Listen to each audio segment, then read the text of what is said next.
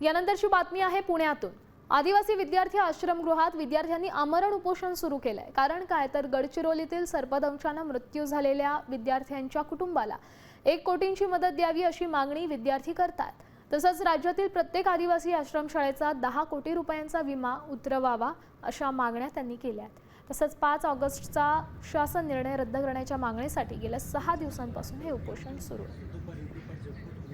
या संदर्भातली अधिकची माहिती देत आहेत आपले प्रतिनिधी सचिन जाधव। सचिन, या आदिवासी विद्यार्थ्यांचं उपोषण सुरू आहे, मात्र नेमक्या मागण्या काय आहेत?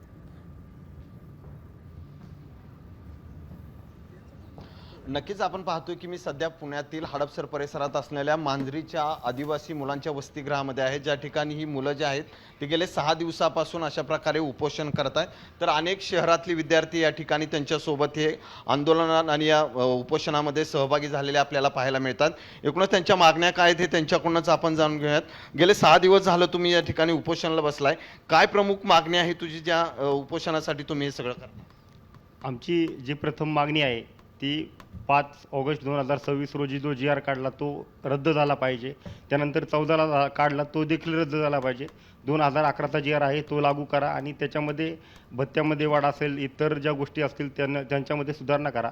त्याच्यानंतर 12,500ची जी आदिवासींची भरती आहे, ज्या ठिकाणी बोगस लोकांनी बळकावल्या होत्या नोकऱ्या, त्या नोकऱ्या आम्हाला दिल्या पाहिजेत आदिवासींना। त्याच्यानंतर जे बोगस लोकांची घुसखोरी आमच्या आदिवासी समाजामध्ये झालेली आहे, त्या बोगस लोकांवरती मोक्कासारखा कठोर कारवाई करून त्या लोकांना जेरबंद केले पाहिजे, जेणेकरून गोरगरीब आदिवासी भोळ्याबाबड्या लोकांचे गैरफायदे हे लोक घेणार नाहीत।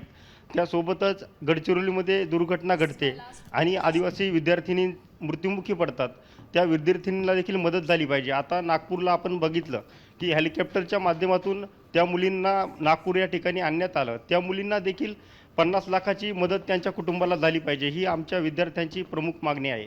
नक्कीच अनेक विद्यार्थी जे आहेत त्या आंदोलन उपोषणामध्ये सहभागी झालाय, काय प्रमुख मागणी आहे तुम्ही या ठिकाणी सगळे बसलाय?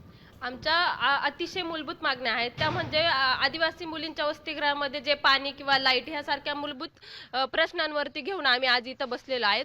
त्याचबरोबर गडचिरोली येथील ज्या 3 मुली मृत्युमुखी पडल्या आणि ज्या काही मुली अजूनही मृत्यूच्या दारात आहेत, हॉस्पिटलमध्ये आहेत, त्यांना तात्काळ सरकारने मदत करावी, अन्यथा आम्ही मोठ्या प्रमाणात अजून संख्येने मुली इथं येऊन मोठ्या प्रमाणात आंदोलनामध्ये सहभागी होऊन हे आंदोलन तीव्र करू। आणि त्याचबरोबर जी 12,500 पदं आहेत ती पदं लवकर तात्काळ भरावी, ही एक आमची प्रमुख मागणी आहे। गेले 6 दिवस झालं उपोषणाला बसला, कुणी संपर्क साधलाय का तुमची?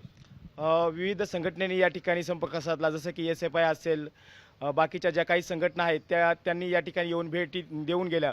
परंतु मला या ठिकाणावरून एकच सांगायचे, हे आंदोलन संविधानिक पद्धतीने चालू आहे आणि हे संविधानिक पद्धतीने आंदोलन चालू असताना जी या मृत्युमुखी आमच्या ज्या भगिनी आहेत त्या 3 मुलींचा मृत्यू आकस्मिक मृत्यू झालेला नसून हा या न्याय व्यवस्थेने केलेला हा एक जाणून बुजून एक मर्डर आहे असं मला वाटतं। कारण ही संख्या ही दिवसेंदिवस वाढत चाललेली आहे आणि या शासन व्यवस्थेमुळे अनेक आदिवासी विद्यार्थ्यांचा मृत्यू हा दिवसेंदिवस आपल्याला दिसून येतोय।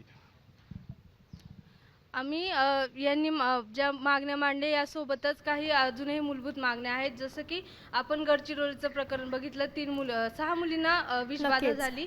आपण विद्यार्थ्यांच्या मागण्यांचा आढावा घेऊयातच तुर्तास। धन्यवाद तुम्ही दिलेल्या या सविस्तर अपडेटसाठी। तर आदिवासी विद्यार्थ्यांचं हे आमरण उपोषण सुरू आहे। मूलभूत मागण्यांकरता हे सगळे विद्यार्थी आमरण उपोषणाला बसलेले आहेत।